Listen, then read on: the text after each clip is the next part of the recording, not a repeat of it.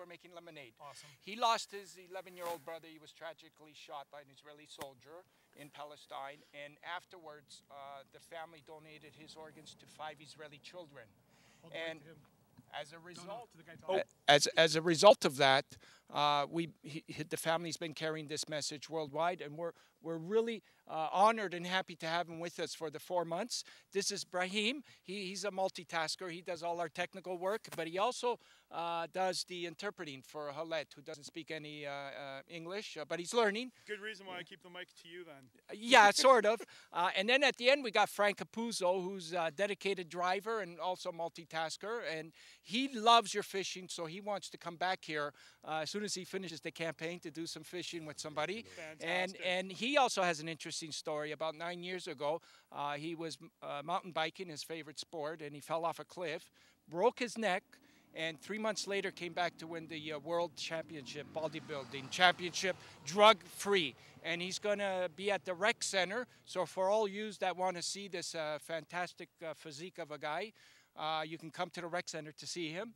And this is our 4-man road team that's going to be doing this the rest of the campaign, 4 months. That is absolutely incredible, like all the stories. And well, if I had time, I would love to actually hear more of.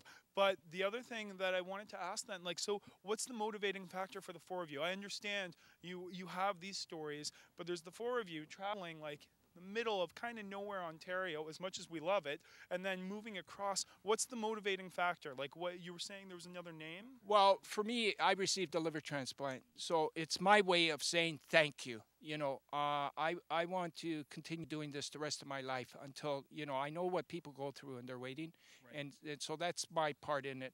Khaled, he can maybe share a few words, ask him, why is he doing this? Why is he come out to this cold and to do this? مرحبا. Good morning كنورا. أنا حبيت أني أعمل هذا الإشي علشان إنه يعني في أطفال كثير بحاجة لهي الأعضاء. I wanted to do this because there's a lot of children who are in need of organs and tissue transplants. وبحاجة لهي المساعدة ولازم يعني الواحد لازم يكون يعني من شعوره لازم يحس بهذا الإشي.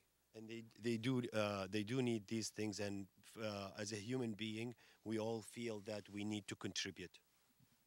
And the other thing, he's also carrying the torch. Like he's literally carrying the torch for Hélène Campbell, who's this lady right here, this young 20-year-old girl that's been inspiring everybody. She needs a double lung transplant, and she's the one that inspired Justin Bieber.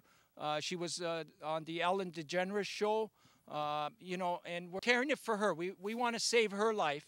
And by saving her life, we save humanity, and that's something that they practice in the Quran. That's what they say in their religion and in all religions, you know.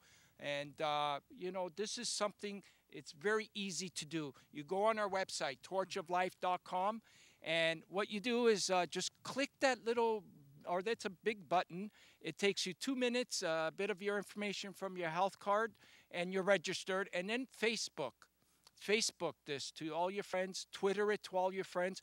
We want to get Kenora as the biggest organ registered city in Ontario. How's that for a goal? Let's do that. Let's do it, and we'll start it off with Kenora, and let's get that torch lit up. Beautiful. Absolutely beautiful. And that torch was blessed by Pope John Paul II, by the way. And it was the Pope that actually said, let the children carry the torch. They're going to inspire the world. And that's what we've been doing these last 10 years, and that's what we're going to be doing throughout the province. And that's why we're going to Beaver Brae, and the children are going to be the ones, our young ambassadors. Guys, I can't thank you enough for doing this. I think it's absolutely amazing that you're starting it in Kenora as well. And from Shaw, from Kenora, we wish you all the very best on this. Thank you for having us here, and you got a beautiful building, and I envy you guys. You know, thank you so much. Thank you, CGBN. And Shaw. Proudly supporting local TV since 1966. Shaw TV. Wind and Water Interiors is a proud supporter of Good Morning Kenora and public television. From brand name window coverings, design services, and cabinetry to furniture and accessories, they're bringing style back to life. Wind and Water Interiors. Lake of the Woods Insurance is a proud supporter of public television. For all of those unexpected challenges you may face in the workplace, Lake of the Woods Insurance can be there to help you. Lake of the Woods Insurance, where customer satisfaction is ensured. Snowmobiling makes winter a special time. Snowmobilers care about the environment. They're firefighters, farmers, nurses, homemakers, teachers, and bankers. Snowmobilers are your neighbors and co-workers. They are good, respectful people who give to charities, plant trees, and help care for our fragile watershed areas. Snowmobilers are contributing citizens of your community who enjoy winter with an enthusiasm for nature, for life, and for the freedom that comes from it.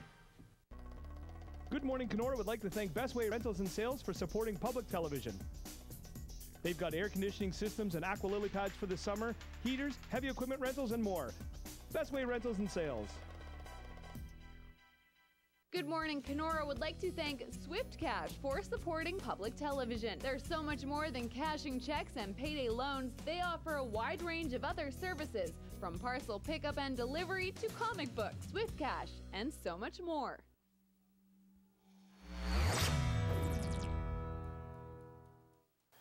Welcome back, everybody. That was kind of an adventure, wasn't it? It was. You did really well. Thank you. Now, aren't you happy that I was thinking it was going to be plus 10? Yes. Yeah. I feel for those guys. They just came from Toronto, where I felt like it was plus 10. Wow. But pretty incredible. Pretty incredible stories that they have. It is really, really neat stuff. Well, welcome back in. I'd like you to meet Soda. Soda. Hi, Soda. Of course. Wow. You're a big dog, eh? So is Soda, because that could be a either way name, boy or girl? Girl. Girl. Yeah. So when during the break, when Chris was telling me a bit of a scary, interesting message. So why don't you go ahead and enlighten Justin and our viewers here? Please. Well, just that we'd had a call from somebody in Keewatin who had their little dog killed just in Darlington Bay by a wolf. And the dog wasn't running loose. They were out with the dog, and the wolf just came, and that was it. So, there's been quite a few sightings right in town. A lot in Keewatin, Darlington Bay. Some by Cameron Bay, over by the Dairy Queen. We saw when we were driving past the tourism building, and there was one right out on the water, and it was a large timber. Yeah. Yeah. So just, I know people like to have their dogs off leash. It's always nice. But, with the ice and the wolves having more area to run through, I would maybe reconsider and have your dogs on leash and close. I live right across Fair the lake, enough. and we were talking across the lake. I let my dog out in the morning, and she just kind of putters in the yard. But, I mean, there's so much bush behind in Lakewood. Like, I kind of get leery about doing that. Just for the fact, Well, and we had that. I took our friend's dog Ollie and took my dog out just to onto the bay here. And when we came back, one of the neighbors said, "Just watch. Apparently, there's a pack of three wolves. So you know, and they're two big dogs. Like one's 80 and one's about 90 pounds. But still, at the same time, well, I don't really feel like explaining that one to Kelly and just So the message is just put your dog leash and be mindful when you're out walking your dog, and just in the backyard too. Just be careful, because there's lots of deer in, and the wolves are following them in. Yeah. So absolutely. So I think we're gonna get a close-up shot here of Soda. Soda. And what's the story with Soda? Well, she came from Osnaburg, I was telling Chris, and like I say, sometimes we help other communities when we can.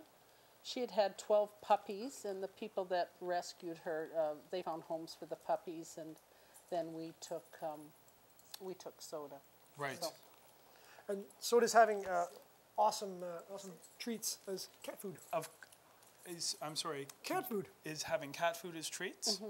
Fantastic. We were talking to Chris, and my dog loves cat food. I had to move the cat food dish off the floor and get away because my dog's done. Actually, yeah. And it's kind of neat that the professional says that it's not a bad little treat for them. Well, I guess like it's not going to be horrible as long as they're right. I mean, I wouldn't feed my dog cat food. Right. It's high in protein, and that's it. Like cats have a different. Well, an all-around different system, right? That's right. So, yeah. And so I mean, these are better than dog treats because they.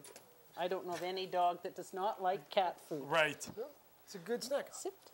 Good snack. So. And no, go ahead. Oh, I was just going to ask how are button sales? Good. covered. We're up to you did just cover over it. 2,500, so. Okay, fantastic. Yeah. So we're going to recap into weather here. So I'm going to get it right this time. Right now we are sitting at -2 for Friday, low of -14 with snow as it's going on right now. Saturday, Plus -14 and a -10 with a chance of flurries. And then Sunday, -15, high of -7. Very nice. Very So, nice. and I want to give a quick shout out to Maria Karwacki, who won the Page Florist Hump Day Bouquet. Congratulations, Maria. I delivered it to her, so tune in next week. Have a great weekend, and we'll see you tonight downtown. We'll be serving hot chocolate. See you later. See ya. Have a great day.